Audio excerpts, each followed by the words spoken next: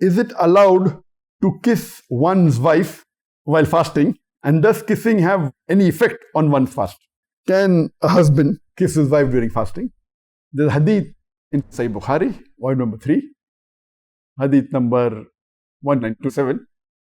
Hazrat Aisha, may Allah be pleased with her, she said that the Prophet, peace be upon him, he kissed and embraced his wives during fasting many times.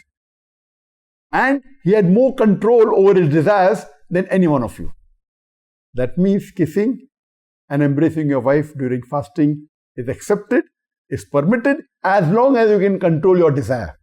There's another hadith, when a person comes and asks the Prophet, can I kiss my wife during fasting?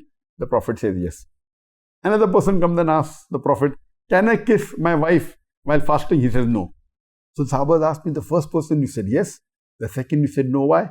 So he said, I knew the first person could control his desires after kissing, the second person could not. Therefore I said yes to the first person and no to the second person.